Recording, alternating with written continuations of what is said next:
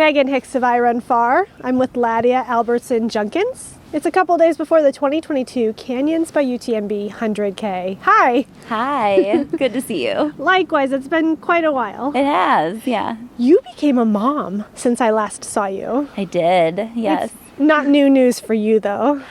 I don't know, it actually kind of always feels like new news. Like, I look at him and I'm like, where did you come from? Really, though. So, yeah, it's amazing. You have had he's 16 months old. Yep. And so you've had some time to sort of readjust to running again since having a baby and now coming back to competition.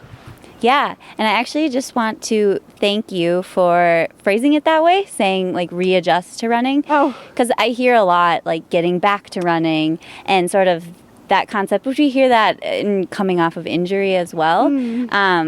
But it's just something that has stuck out to me in the way we talk about pregnancy and postpartum, and I think it's really important to highlight that I never stopped running. I mean, I certainly adjusted my running throughout my pregnancy, and there were long periods of time when maybe I didn't run, but I didn't stop being a runner, and I don't feel like I'm back to anything because I don't feel like I ever left. So I really appreciate that you phrased it that way. Okay. And I think that it's important that we kind of continue to expand the narrative and like the way that we talk about running for women in particular, and especially women when they go through pregnancy and postpartum, because kind of all those like the way we say things does matter, right? And like we internalize those messages.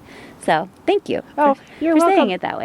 I just think it's really like having a baby is one of the most difficult things your body can do in the course of its life. It has to change everything about your physicality. Yeah, it does. And I think one thing I've been just so amazed by also is it has the capacity to change in the pregnancy and the capacity to change after the pregnancy and the capacity to continue changing, right? Because everyone's body is continuing to change in some way.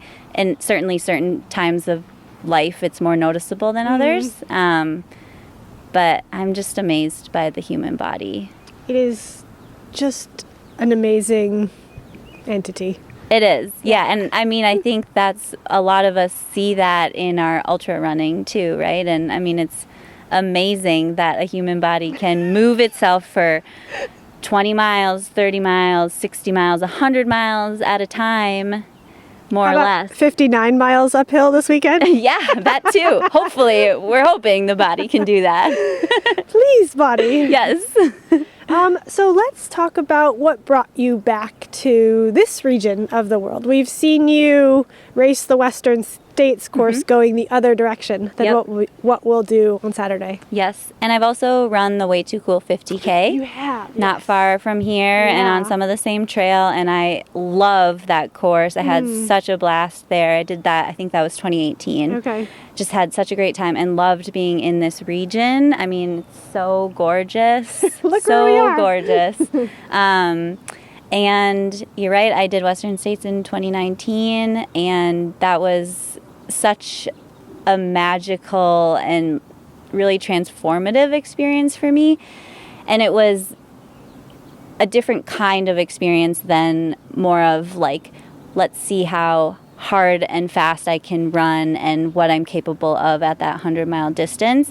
I loved the experience I had, and I wouldn't change anything about it. And I also want to try to have a different experience another time around. So interestingly, like midway through my pregnancy, when I was not running very much, I was doing a lot of walk jogging and really just trying to like embrace my body as it was in the moment and respect it and honor it. And running was feeling really difficult. And for whatever reason, I just started kind of dreaming about, running at Western States and then winning Western States. And I sort of laughed at myself because it's like, Ladia, you're not even running minutes at a time at this point, right? And it's like so uncomfortable and so hard. And I was like, you know what? That's a lot like my experience at Western States. I was going to say running a few minutes at a time sounds like ultra running. Yes, exactly. So it's not that different. So maybe that's not that weird to think that it's possible. Maybe someday I can win it.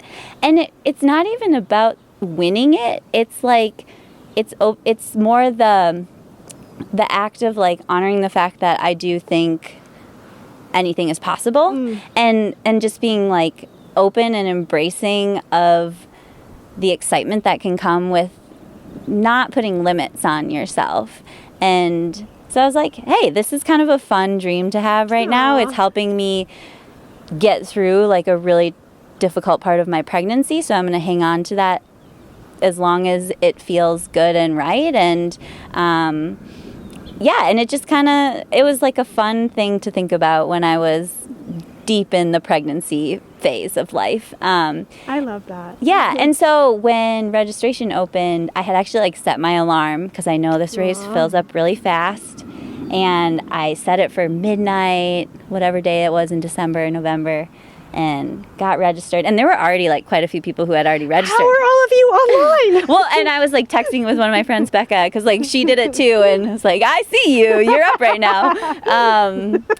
But that's, I don't know, I was like, I wanted to give myself the opportunity. And one thing I've been really mindful of in my postpartum running is, again, just continuing to honor my body as it is in the moment. And there's so much changing all the time, which means maybe in this moment I don't feel comfortable running 10 miles, but that doesn't say a week from now or a month from now or 2 months from now I don't feel great running 10 miles. And so it was like leaving that possibility open that I would feel ready for 100 kilometers in, what is it, end of April now. Yeah. 16 months postpartum. And 5 months after that midnight day. Yeah, and at that point, I was not ready for 100K at all. Like, I wasn't ready for a 50K yet either. But again, I just wanted to give myself the possibility, like the option. And I'm also really privileged that I can afford a race entry and potentially not show up at the start line. And like, I want to acknowledge that because I think there are a lot of women out there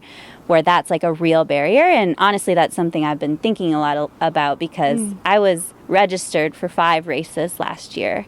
Part of that was like carryover from COVID. And again, like leaving the opportunities open postpartum, not knowing necessarily what I was ready for yet. But I only made it to the start line of 2 of those 5 races. And most of the reasons I didn't make the other ones were like directly related to parenthood and also just like postpartum body and where I felt like I was in my running. And so, but it's like, you don't know, and you have to sign up for these things so far in advance. And you're right, it is a privilege to feel like economically that you can take up that space and who knows what's going to happen. Right. Yeah.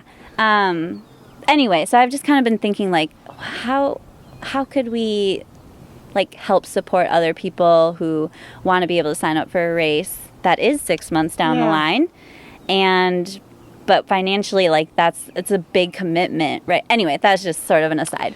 I see a project for somebody, maybe. Yes. I forgot what your question even was. It was just the choice to be here. Yeah. And so, to dream big and to look towards an opportunity to find the best version of yourself on a day sometime in the future. Yeah, exactly. And I'm so glad that I did sign up because I do feel ready to try 100K. I don't know what's going to happen, but also if any of us are honest, we never know what's going to happen when you... And that's why we do ultra running. Exactly. But I feel how I would feel going into 100K at any point, right? And like that's just really empowering. And so I'm glad I gave myself the chance to be here. Yeah. You have had quite a journey with running over your long career. Does it, like when you look back on like the collegiate version of yourself and maybe like the pre-mom version of yourself and then the today version of yourself, do you see the different kind of forms that this has taken for you? Yeah, definitely. I think the collegiate version of myself was much more wrapped up in trying to be perfect, and my self-worth was really wrapped up in my results. And I think it would be surprising to people to hear that I had low self-esteem, but I didn't value myself. And so running was the way I tried to add value. But that's obviously not how self-worth works. You can't get it from external things. And I tried really hard, and it made me miserable. And it also, we were just kids. You were just a kid. No, I have a lot of compassion for my younger self, and I have a lot of compassion for anyone who's in the throes of that right now and has been themselves. And I think most of us have at some point in our lives. And so it's a very common experience to have. So especially, I think, at that age and in the college setting, and probably exacerbated a bit by the collegiate athletic experience. And thankfully, I think I've evolved. You have. Thank you. Appreciate that. Yeah, I don't know. The thing about the perfectionism was that it really took a lot of the joy away from running. And I had this intrinsic joy and love of running. That's what got me into it. That's what kept me into it. And that's why I'm still in it. And I'm just so grateful that I'm in a place in my life where the joy really overpowers everything else. There's still like nerves that come with it. There's still times when I wonder if people have expectations for me. I have expectations for myself. You know, all of that is like part of being human, right? But it's just extraordinary to be in a place where like the joy feels really front and center, and also feels like the thing that's pulling me onto the trail and to like keep doing it, because it is hard to do anytime in life, and I think especially when you're caregiving.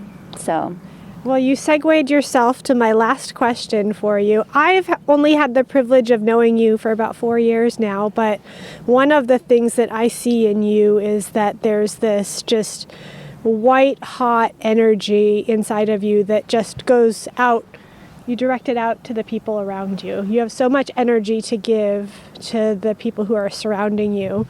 Where does that come from? And like, where can the rest of us get some? Oh, thank you. That's really sweet of you to say. I feel a little emotional. And the sun is coming out. The white hot energy is coming out of the sky. It's you. Well, maybe that's where I get it. No, really, you are so infectious. You seem to have so much energy to give. Where do you create it? Where does it come from? I honestly think it comes from the people around me. Do you think? Yeah, Okay. I do. I get energy from other people, and I don't know, I just like the love and the support. Like even what I feel right now, like being here with you, like it just gives me energy and gives me joy. And I think maybe that joy is the energy that you're talking about a little bit. Yeah. But thank you for saying that. I mean, that's just such a lovely thing to say. Thank you. Yeah. This interview was very little about running and a lot about life, but I feel like I've interviewed you a couple times and that's how they all have gone. Yeah, guilty of that. Sorry. It's great. Yeah. You know, running is the thing that connects us. Yeah. Right? It's just one thing that brings humans together. Yeah, for sure. So good luck to you in Thank you. running thing that you're here to do this weekend, and I hope you find the best version of yourself on Saturday. I hope so too, and I think all of us will. Yeah. Because we'll be out there doing it together. And can I give you a hug? Oh, of course. Thank you. All right. This was awesome. Good luck to you, lady. Thank you so much. Thank you. That was fun.